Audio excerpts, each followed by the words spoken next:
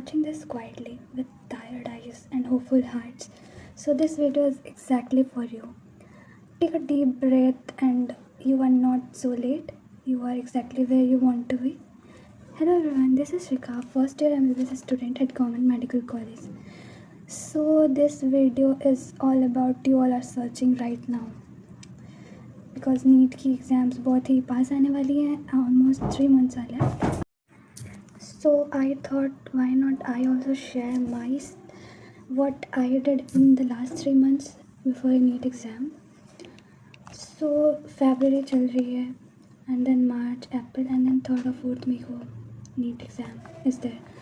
So अभी तो सबसे इम्पॉर्टेंट है कि हमने जितने भी कवर मतलब फेब तक तो हमारे टोटल सिलेबस कंप्लीट हो जानी चाहिए, क्योंकि अब टाइम हो गया है, क्योंकि mock test is very important before एक नीट एग्ज़ाम फुल सिलेबस, और जितने ज़्यादा मॉक टेस्ट दे उतना ज़्यादा अच्छा रहेगा.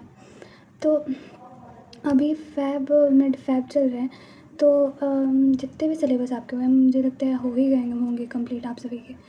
तो start revising all these chapters and focus on the main chapters which are having high weightage, क्योंकि हाई वेटेज वाले तो लो वेटेज वाले तो होते ही है, लेकिन हाई वेटेज वाले चैप्टर जो होते हैं उसमें ज़्यादा इंपॉर्टेंट होते हैं, क्योंकि उस चैप्टर से कहीं से भी क्वेश्चन आ सकते हैं, तो उसको हमें डीप में होना चाहिए नॉलेज. जैसे कि फ़िज़िक्स में मॉडर्न फ़िज़िक्स जो है वो हाई वेटेज है और वो ईजी है. मतलब फार्मूला अगर आपको क्लियर हो, मतलब उस चैप्टर में से एक फार्मूले से तो आते नहीं है क्वेश्चन, बहुत मतलब कि मोल्ड करके क्वेश्चंस दे देते हैं. एक फार्मूला लगा, फिर उससे कुछ निकाला, फिर दूसरा लगाया, फिर तो ये सब चैप्टर्स है, ये तो क्विक रिविज़न हो जाती है ये सब चैप्टर्स की.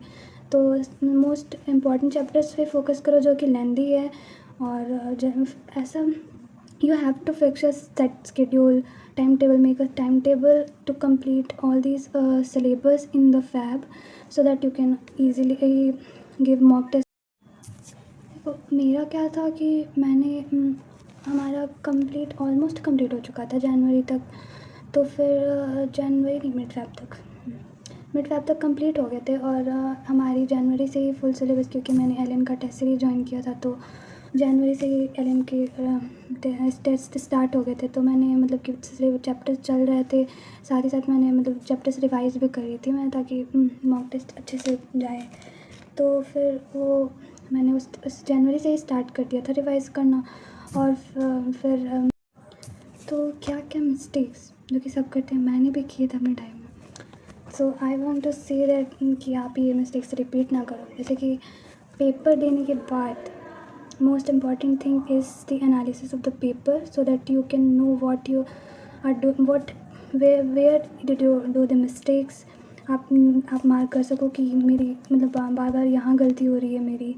मतलब मेरे साथ था कि अगर कोई चैप्टर में अगर प्रॉब्लम है और वो मतलब कि और ऐसा होता था कि मैं अगर इग्नोर कर दिया मैंने, नेक्स्ट टेस्ट होता था फिर वापस से उस टॉपिक से क्वेश्चन ज़रूर रहते थे. तो वो मैंने ऐसे नोटिस किया, फिर मैंने उसको जब एग्ज़ाम होते थे उसके पहले मैंने वो रिवाइज़ कर लेती थी, या फिर उसको मैंने अच्छे से पढ़ा, क्योंकि मुझे लगा कि वो इम्पॉर्टेंट है, क्योंकि बार बार पेपर में आ रहे हैं मीन्स कि वो इम्पॉर्टेंट है. तो सबसे important thing is the mistake notebook, जो कि सब बनाते हैं और बनाने का मन नहीं होता है हमें, but it is most important, क्योंकि वो आपको पता चलेगा कि कहाँ आपने गलती की है. और गलती वहीं होती है ना जहाँ पे जिसे आप इग्नोर कर दिए होते हो, और वो आपको पता नहीं होता. और वो कब पता चलता है कि जब आप एग्ज़ाम में बैठते हो और एग्ज़ाम में आते हैं वहाँ से क्वेश्चंस, तो फिर वो गलत हो जाते हैं. एंड उसी जो गलत हुए रहते हैं उसी में से फाइनल क्वेश्चंस भी बन जाते हैं कभी कभी. और अगर हमने वो पढ़ा हो, बार बार हमने गलत किया हो, तो वो हम वापस से इसको सुधार सकते हैं पेपर के टाइम में. तो फिर वो कर सकते हो आप. एंड फिर मिस्टेक नोटबुक तो बनानी ही है, पेपर की एनालिसिस करनी है. So now talking about the subjects means starting from biology. तो बायोलॉजी में सबसे ज़्यादा इम्पॉर्टेंट है आप एनसीईआरटी को बहुत ज़्यादा बार गो थ्रू करो. ये नहीं कि बस हाँ पढ़ते गए सिर्फ पढ़ना इम्पॉर्टेंट नहीं है, वो आपको समझ आ रहा है, वो मतलब कि आप समझ पा रहे हो कि अगर उससे क्वेश्चन बने तो कैसे बन सकते हैं. क्योंकि स्टार्ट फ्रेमिंग क्वेश्चन फ्रॉम जो पेज आप पढ़ रहे हो उससे ही आप खुद से क्वेश्चन फ्रेम करो कि कैसे बन सकते हैं क्वेश्चन. मतलब कि मेरी एनसीईआरटी बुक्स में हर एक लाइन मतलब इम्पॉर्टेंट मैंने ऐसे मार्क किया हुआ था। तो फिर लगता था कि हाँ यार ये क्वेश्चन बन सकता है, ये क्वेश्चन बन सकता है, यहाँ से असर्शन रीज़न बन सकता है। तो ऐसे आप फ्रेम कर सकते हो कि क्या कहाँ से क्या क्वेश्चन बन सकते हैं। तो वो आप मुझे जितने ज़्यादा बार पढ़ो, क्योंकि एनसीईआरटी ऐसी बुक है कि आप जितने बार पढ़ोगे उतने बार आपको नए नए कॉन्सेप्ट्स पता चलेंगे। तो फिर जितने ज़्यादा पढ़ो उतना अच्छा होगा ना, मतलब कि you can do better in the exam. और फिर बायोलॉजी तो आप जितना हर चैप्टर पढ़ो, क्योंकि अभी तो हमारे पास 3 महीने टाइम है। तो अभी आप एक चैप्टर पढ़ो, एक चैप्टर के क्वेश्चन लगाओ, means minimum 50 to 60 question MCQ के लगा लो, क्योंकि आप चैप्टर पढ़ रहे हो तो वहाँ से तो पता ही चल जाएगा कि हाँ ये क्वेश्चन, लेकिन क्वेश्चन भी लगा लो ताकि अच्छा रहेगा। अभी जितना ज़्यादा क्वेश्चन लगाओगे आप, फिर अभी तो टाइम है। और फिर लास्ट टाइम में आप मिसलेनियस क्वेश्चन करो। अब चैप्टर वाइज के टाइम नहीं रहेंगे, लास्ट मंथ में मिसलेनियस ही सही रहता है, और क्योंकि आपको फुल सिलेबस रिवाइज भी करना होता है। तो फिर उसके लिए फिज़िक्स के लिए मैंने शॉर्ट नोट्स बनाए थे, क्योंकि मेरी तो राइटिंग बहुत छोटी छोटी है, तो मेरे चैप्टर जो थे वो शॉर्ट नोट्स ही बन जाते थे एट द लास्ट। तो फिर ऐसे एक पेज को आप बाइफरकेट कर दो 2 पार्ट्स में, फिर ऐसे बनाओ ताकि जितना कॉन्साइज बन सके आपके शॉर्ट नोट्स उतना बनाओ, क्योंकि ऐसे देखने में लगता है कि हाँ इतना ही पढ़ना है हमें, और जितने ज़्यादा पेजेस होंगे उतना हेक्टिक लगता है, मैं नहीं पढ़ सकती। तो फिर जितना छोटा शॉर्ट नोट्स हो सके उतना छोटा बनाओ। और फिज़िक्स के लिए तो शॉर्ट नोट्स मैंने बनाई थी। और फिर फिज़िकल केमिस्ट्री के लिए भी ऐसे फिज़िकल केमिस्ट्री के लिए तो एनसीईआरटी भी मतलब कि एनसीईआरटी के क्वेश्चन तो इम्पॉर्टेंट होते ही है। उसमें फार्मूला आपको मतलब होने चाहिए पूरे, क्योंकि फार्मूला इम्पॉर्टेंट है फिज़िकल केमिस्ट्री के लिए। मैंने एनसीईआरटी के क्वेश्चंस किए थे। टॉकिंग अबाउट ऑर्गेनिक, तो ऑर्गेनिक के लिए तो आपकी एनसीईआरटी आपकी कंफर्ट जोन होनी चाहिए, क्योंकि organic is my personally favourite subject organic. तो फिर मैंने एनसीईआरटी मतलब पूरी रट चुकी थी ऑर्गेनिक केमिस्ट्री की, और बहुत ही मुझे ऑर्गेनिक केमिस्ट्री सबसे ज़्यादा इंटरेस्टिंग लगती थी। सो ऑर्गेनिक केमिस्ट्री के लिए आपको मतलब कि एनसीईआरटी के इंटेक्स क्वेश्चन से लेके एक्सरसाइज के क्वेश्चन सारे इंपॉर्टेंट है, तो वो आपको ज़रूर से ज़रूर लगाने होने चाहिए, क्योंकि ऐसे रिएक्शंस आते हैं ना ऑर्गेनिक केमिस्ट्री में, तो फिर वो ऐसे लिंक्ड करके देते हैं। ऐसा नहीं होता कि आप मतलब ये नेम्ड रिएक्शन पढ़ा इससे यही बन सकता है, नहीं, ऐसे लिंक कर के कई सारे रिएक्शंस को लिंक करके ऐसे बने होते हैं। तो फिर आपको पूरा एनसीईआरटी होना चाहिए। ऐसे नहीं होता कि यहाँ ये चैप्टर है तो इस चैप्टर से यही आएगा, वो दोनों अल्कोहल को एल्डिहाइड एंड ये तो सब मिक्स करके क्वेश्चन बनाते हैं। तो फिर NCERT is very important for organic chemistry, should be your comfort zone. And फिर फिज़िकल हो गए, ऑर्गेनिक हो गए, एंड इनऑर्गेनिक केमिस्ट्री। इनऑर्गेनिक के लिए भी एनसीईआरटी इंपॉर्टेंट है। आप उसके लिए शॉर्ट नोट्स बनाओ इनऑर्गेनिक के लिए, क्योंकि उसमें बहुत सारी चीज़ें लाइक रटने वाली होती है।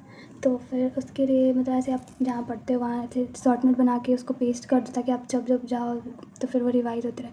मैंने ऐसे ऑर्गेनिक की बनाई थी, तो मैं अपने स्टडी टेबल के सामने ऐसे पेस्ट किया था, ताकि मतलब कुछ चीज़ें अगर भूल जाऊँ तो फिर, क्योंकि सबसे ज़्यादा वेटेज वाले चैप्टर्स होते हैं ऑर्गेनिक के होते हैं।